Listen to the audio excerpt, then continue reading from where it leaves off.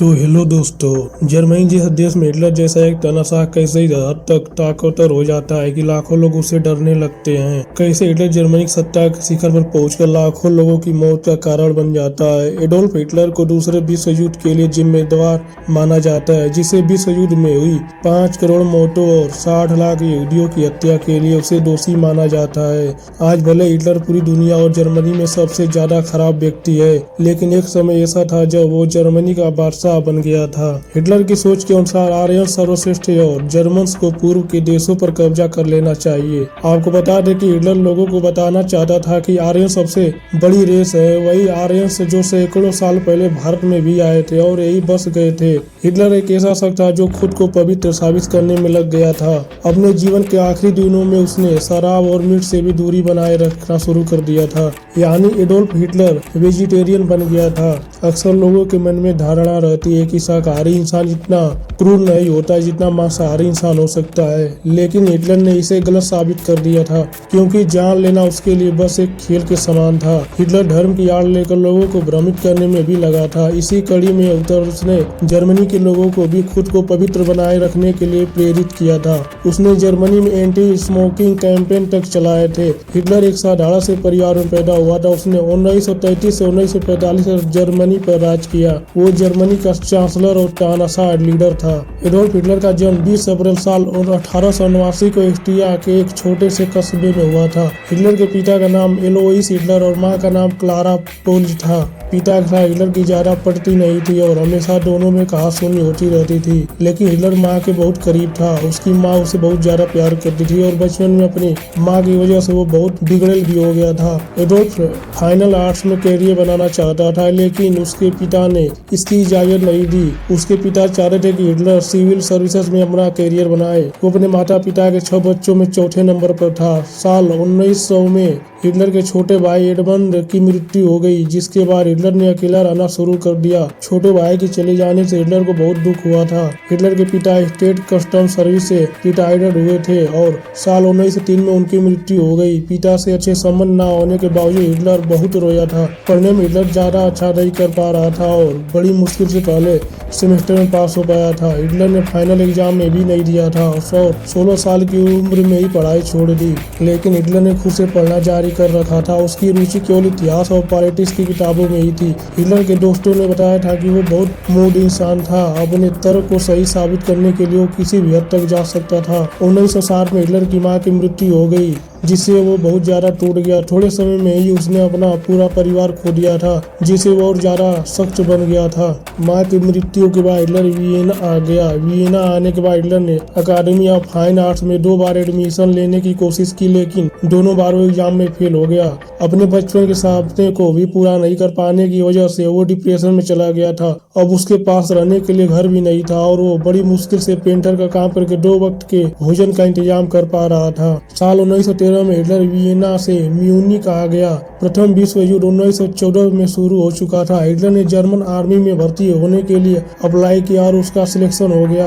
Hitler ने प्रथम विश्व युद्ध की कुछ बड़ी लड़ाइयों में हिस्सा लिया। बैटल ऑफ द साम में वो घायल भी हो गया था। विश्व युद्ध में बहादुरी के लिए उसे आयरन क्रॉस का सिंबल दिया गया। प्रथम विश्व युद्ध में जर्मनी की हार हुई थी। जाहिर है इस हार से जर्मनी के लोग खुश नहीं थे। जिस तरह जर्मनी ने पहले विश्व युद्ध में सरेंडर किया, उससे हिटलर बहुत दुखी था। इस हार ने उसमें जर्मनी के प्रति उसकी देशभक्ति को और प्रबल कर दिया। वो भी जर्मनी के दूसरे राष्ट्रभक्त कहे जाने वाले लोगों की तरह मानता था कि जर्मनी के हार का कारण सिविलियन लीडर्स मैक्सिस्टर्स और ज्यूस है, जिन्होंने ट्रीटी ऑफ सर्विलियस पर हस्ताक्षर किए हैं। युद्ध विराम के 7 महीने बाद 28 जून साल 1919 को हुई ट्रीटी ऑफ सर्विलियस में जर्मनी को युद्ध भड़काने का जिम्मेवार माना गया। जर्मनी का 15% क्षेत्र छीन लिया गया और उस पर बड़ा आर्थिक दंड लगाया गया। इस संधि से जर्मनी में एक रोष व्याप्त हो गया और हिटलर ने उसी नफरत को अपना सबसे बड़ा हथियार बना लिया। हिटलर के बोलने की खूबी इतनी जबरदस्त थी कि लोग उसकी बातों को मंत्र मुग्ध होकर सुनते थे। वो लोगों को बताता है कि जर्मन सरकार जिसे वाइमर रिपब्लिक कहते थे, उसने संधि साइन करके उनके देश को नीचा दिखाया है। इस समय जर्मनी में जर्मन वर्कर्स पार्टी सक्रिय थी,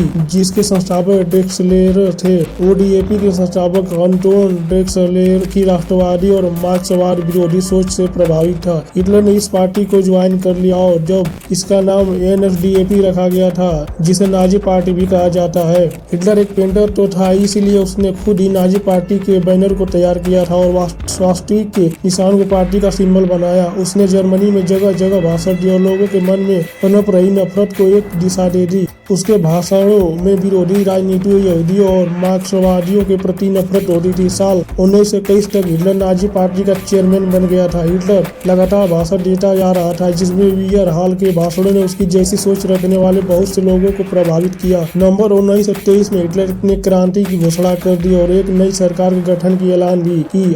8 नवंबर के दिन हरमन गोरिंग के आदेश पर नाजी पार्टी के लोग सरकार के 3 बड़े नेताओं को बंदी बना लेते हैं। वो उन्हें सरेंडर करने और नई सरकार का हिस्सा बनने के लिए कहते हैं। उस समय वो अधिकारी मान जाते हैं, लेकिन बाद में वो अपनी बात से पलट जाते हैं। हिटलर की तख्ता पलट की ये कोशिश कामयाब नहीं हो सकी और उसे गिरफ्तार कर लिया जाता है। हिटलर द्वारा तख्ता पलट की इस कोशिश को बियर हाल पहुंच कहा जाता है। सरकार विरोधी गतिविधियों के लिए उसे 5 साल जेल की सजा सुनाई गई, लेकिन हिटलर 9 महीने में ही जेल में रहा। जेल में रहते हुए हिटलर ने अपनी ऑटोबायोग्राफी डिक्टेट की, जिसे मेन कैंप कहा जाता है। इस किताब का पहला भाग 1925 और दूसरा भाग 1927 में पब्लिश हुआ। दोनों भागों को मिलाकर बनाई गई किताब को 11 भाषणों में ट्रांसलेट किया गया। शुरू में इस किताब की ज्यादा बिक्री नहीं हुई, लेकिन हिटलर के सत्ता में आने के बाद 1940 तक इस किताब की 60 लाख से ज्यादा कापियां बिक चुकी थी। अपनी इस किताब के माध्यम से हिटलर ने जर्मनी को एक ही रेस पर आधारित एक समाज बनाने का प्रोपेगेंडा फैलाया। साल 1929 में ग्रेट डिप्रेशन नाम की घटना हुई, जिसके बाद जर्मनी में बेरोजगारी अपने चरम पर पहुंच चुकी थी, जिस कारण हिटलर को राजनीति में पैर जमाने का मौका मिल गया। साल 1930 में हिटलर ने राष्ट्रपति पद के लिए चुनाव लड़ा, जिसमें हिटलर की पार्टी 160 सीट लेकर दूसरे स्थान पर रही। राजनीतिक संतुलन को बनाए रखने के लिए हिटलर को साल 1933 में जर्मनी का चांसलर नियुक्त कर दिया गया। हिटलर को चांसलर के रूप में चुन लिया गया था और उसने अपनी इसी पोजीशन का इस्तेमाल जर्मनी में लीगल डिक्टेटरशिप स्थापित करने में किया। इसके लिए हिटलर ने जर्मनी का संसद पर हुए एक हमले को आधार बनाया। 27 फरवरी साल 1933 को बर्लिन में रेचस्टैग यानी जर्मन पार्लियामेंट में आग लगने की घटना हुई, जिसे रेचस्टैग फायर कहा गया। हिटलर ने आरोप लगाया कि यह कम्युनिस्टों की सरकार को स्थिर करने की कोशिश थी, जबकि नाजी पार्टी ने ही इसे अंजाम दिया था। इस घटना को आधार बनाकर हिटलर ने लोगों के अधिकारों को खत्म कर दिया और बिना ट्रायल के डिटेंशन का अधिकार दे दिया। इसके बाद हिटलर ने सारी शक्तियां अपने हाथों में ले ली और खुद को नेता घोषित कर दिया। सरकार के लेजिस्लेटिव और एग्जीक्यूटिव ब्रांचेस को उसने पूरी तरह से अपने कंट्रोल में कर लिया।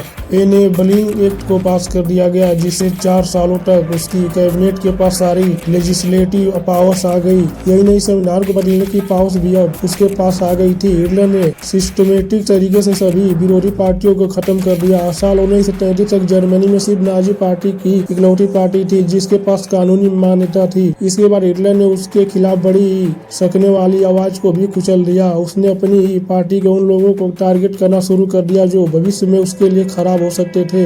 जर्मनी में जगह जगह हिटलर के संभावित विरोधियों को ढूंढ कर मारा गया। इतिहास में इस घटना को नाइट ऑफ लॉन्ग नाइट्स के नाम से भी जाना जाता है। और साल 1934 में जर्मनी के राष्ट्रपति हिडेनबर्ग की मृत्यु के बाद एक कानून पास करके राष्ट्रपति पद को ही समाप्त कर दिया गया। इसके बाद हिटलर जर्मनी में सबसे ताकतवर शख्स बन गया था। जिस नफरत को हथियार बनाकर हिटलर सत्ता के शीर्ष पर पहुंचा था, वो उसी हथियार का इस्तेमाल कर कमजोर लोगों के खिलाफ करने लग गया था। यहूदियों को समाज में नीचा दिखाने और जर्मनी से निष्कासित करने के लिए हिटलर ने सैकड़ों कानून बनाए। उसे यहूदियों से नफरत थी, क्योंकि यहूदी बड़े बड़े बिजनेसेस के मालिक थे। वो बहुत मेहनती और पढ़े लिखे थे, जिससे हिटलर को इससे आती थी। और हिटलर को अपनी सत्ता को बनाए रखने के लिए लोगों की नफरत को किसी दिशा में लगाना भी था, ताकि वो खुद को जर्मन्स का मसीहा घोषित कर सके। हिटलर ने लोगों से यहूदियों के बिजनेस को बायकॉट करने और उन्हें सरकारी नौकरियों में जगह नहीं देने से कानून बना दिए। स्कूलों और यूनिवर्सिटीज में यहूदी बच्चों की संख्या को सीमित कर दिया गया। हिटलर जर्मनी में